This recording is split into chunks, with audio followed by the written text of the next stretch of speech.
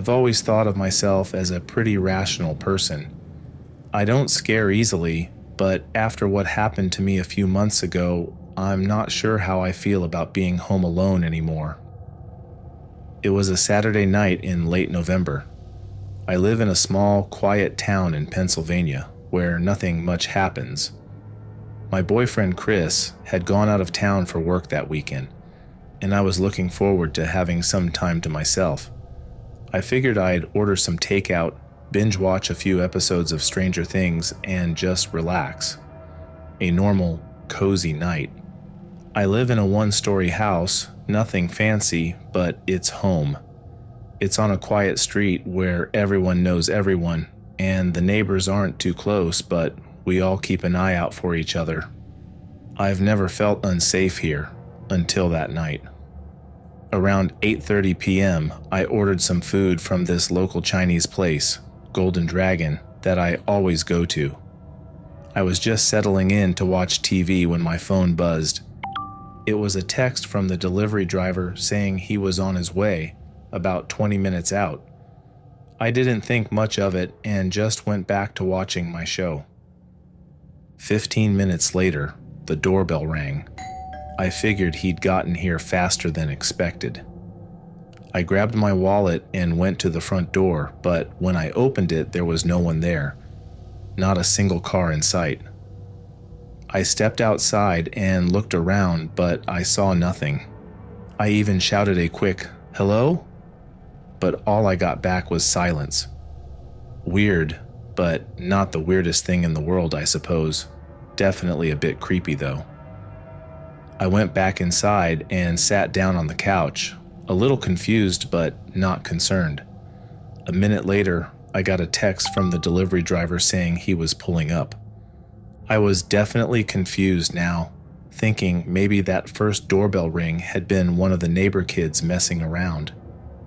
This time, when the doorbell rang, I waited a second, hoping whoever it was would actually stay put. When I opened the door, there was no one there again.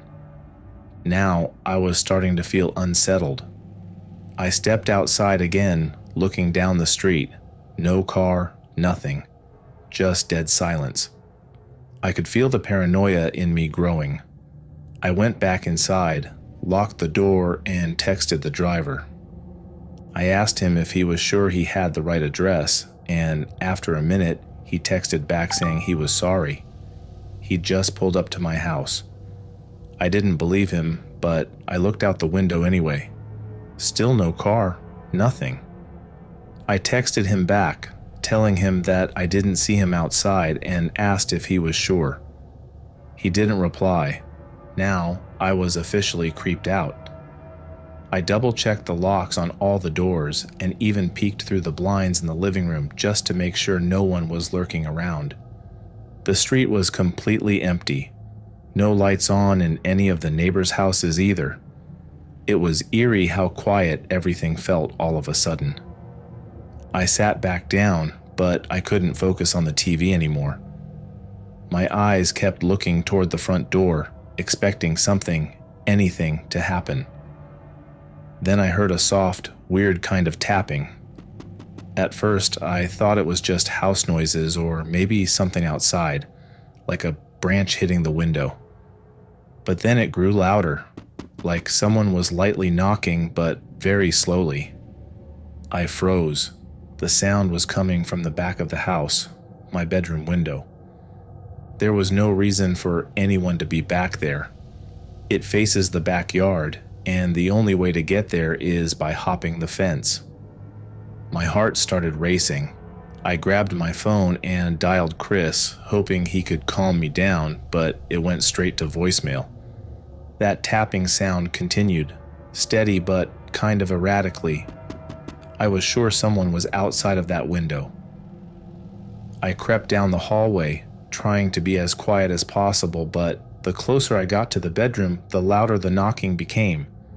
I stood outside the door, barely breathing, listening to that eerie tapping on the window.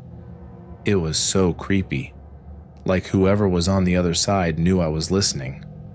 I also realized I had forgotten to close the curtains in the bedroom. If someone was outside, they could see right in. My mind was racing. Was it the delivery driver?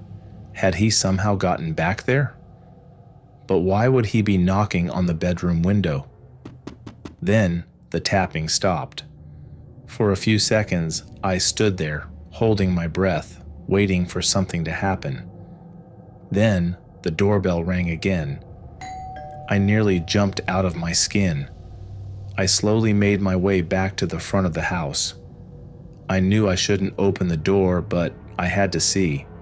I had to know who was out there. I looked through the peephole, expecting the worst, but all I saw was an empty porch. No one was there. I slowly backed away from the door, my mind trying to make sense of what was happening. Maybe this was all just some sick prank.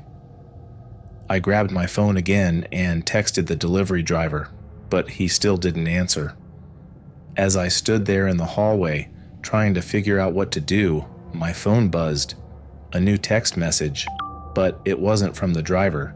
It was from a blocked number. All it said was, "I can see you." I dropped the phone. The tapping started again, this time from the living room window. I thought I was going to be sick. I didn't want to look, but I couldn't help it. Slowly, I inched toward the window, keeping low, just enough to peek out from behind the blinds. Nothing, just the empty street. No one was there. I backed away from the window, feeling like I was losing my mind. That's when I heard footsteps, not outside, inside. They were soft at first, like someone was trying not to be heard, but as they got closer, they became more distinct. I panicked. Without thinking, I bolted for the bathroom and locked the door behind me. My hands were shaking so badly that I could barely turn the lock. I collapsed onto the floor, my back pressed against the door, listening.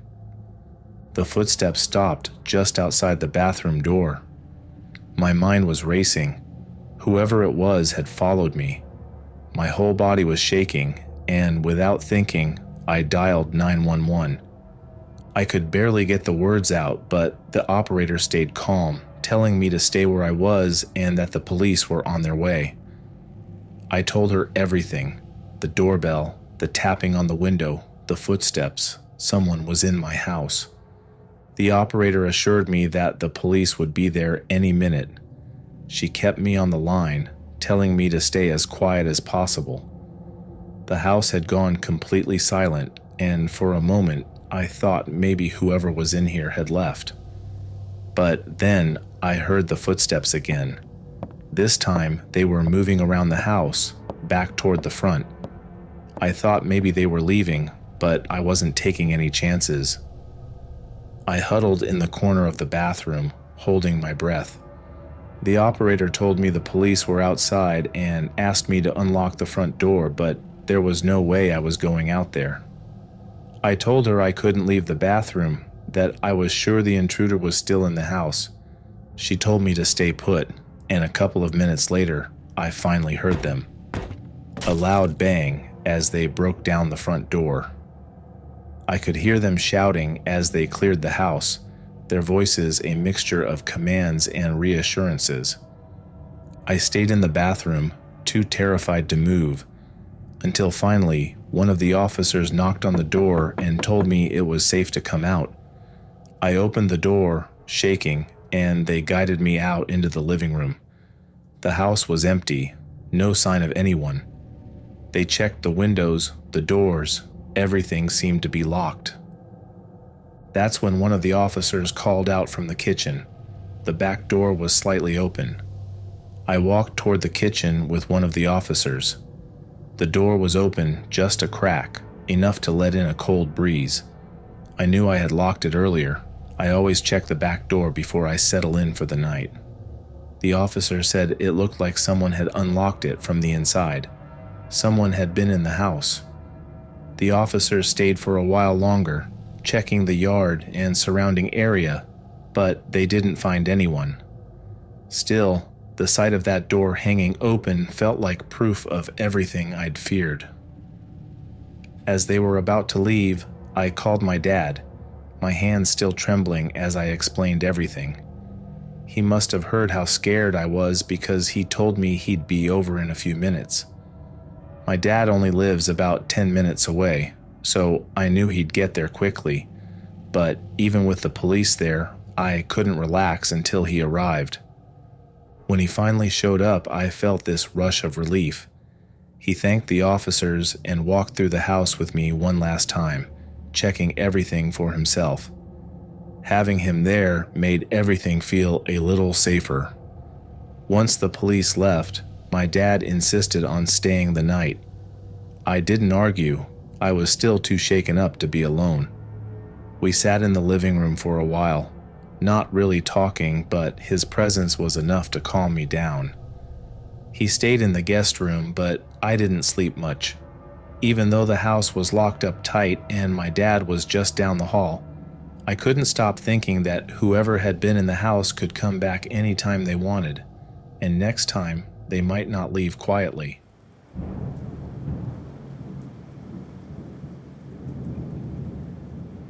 Last week, my parents went on vacation, just the two of them.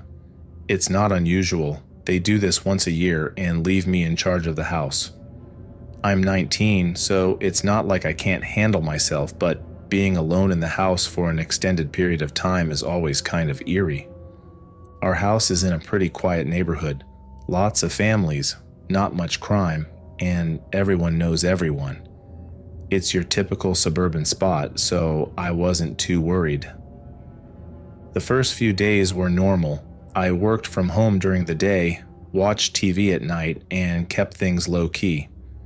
I even started getting used to the quietness of the house. That changed on the fourth night. I had been hanging out with a few friends at a local diner, maybe 20 minutes away from my place. Around 11 p.m., I decided to head home. It was dark, but not too late, and the walk home was something I'd done countless times. I had my AirPods in, listening to a podcast, zoning out as I made my way through the familiar streets. About halfway home, I got this weird feeling, like someone was watching me. I didn't think much of it, just thought I was being a paranoid scaredy cat. After all, I was alone, in the dark, listening to a creepy podcast. Of course, I'd feel a little on edge. But then I noticed something. I was passing by a row of parked cars when I saw, from the corner of my eye, movement. I glanced behind me and saw a shadowy figure walking a few paces back. It wasn't like they were sprinting after me or anything, but they were walking at the same pace, which was unnerving. They were just far enough away that I couldn't make out any details, just a figure. I turned back around and kept walking, a little faster now, trying to convince myself I was just being paranoid. But every time I glanced back, they were still there, matching my pace. At this point, my heart was pounding. I started mentally retracing my steps, thinking about how long this person had been following me, but I couldn't remember seeing them before I noticed them by the cars. As I got closer to my neighborhood, I tried to shake the feeling of this terrifying fear that was building inside of me. "It's just someone walking home like you," I told myself. "You're overreacting." But that didn't explain why they kept following me, never gaining distance, never falling behind. When I turned onto my street, I made a split-second decision. I live at the end of a cul-de-sac, and if this person followed me all the way there, I'd have no escape. So instead of going straight home, I turned down a side street that looped around the neighborhood. I figured if they were just some random person, they'd go their own way. I was wrong. I walked faster, almost speed walking now. I could hear the faint sound of footsteps behind me. They were still following. Panic started to set in. I didn't know what to do. If I started running, would they chase me? My mind was racing with worst-case scenarios. I pulled out my phone and texted my best friend Bella. It was a short message, something like, Someone's following me, heading home. We'll call if anything happens. I didn't wait for a reply. I just kept walking, turning corners randomly, hoping to lose them. But every turn I made, they made too. Their footsteps never quickened or slowed, just this constant, unsettling pace behind me. I was nearly out of breath when I finally reached my street again. The figure had stayed back a little further, but I could still see them in the distance. I thought about calling the police, but what would I say? There's a person walking behind me and it's freaking me out. They weren't doing anything wrong, not technically. Besides, they hadn't followed me directly to my door, which was a relief, but I was still shaken up. When I got home, I locked every door and window and sat in the living room with the lights on, trying to calm down. I kept looking out the window, half expecting to see that person standing outside, watching me. But no one was there. After a couple of hours, I convinced myself it was over. Maybe it really had just been a coincidence, and my nerves had gotten the better of me. The next day was quiet, and I started to feel like I had overreacted. That is, until that night. I was lying in bed, scrolling through my phone, when I heard something outside. It wasn't loud, just a soft scratching noise, like something dragging against the side of the house. I froze, listening intently. My heart started to race again. The sound came again, this time closer to my window. I slowly got out of bed and tiptoed over to the window. My blinds were closed, but I could see the faint shadow of something moving outside. I didn't have the courage to pull the blinds up and see what it was. Instead, I backed away, grabbed my phone, and went back to my bed. I texted Bella again, telling her something was outside my window. She replied immediately, telling me to call the police, but I was too scared to even talk out loud. What if whoever was outside heard me? I sat in bed, staring at my phone, trying to calm my breathing. After a while, the noise stopped. I waited another hour before I finally crept out of bed and checked the window again. Nothing, no movement, no shadows, no one was out there. I still didn't pull the blinds up. The next day, I checked around the outside of the house, but there was nothing out of the ordinary. No footprints, no marks on the siding, and no signs of anyone being out there. It was like it had never happened, but I know what I heard and saw. The rest of the week passed without incident, but I couldn't shake the creepy feeling of always being watched.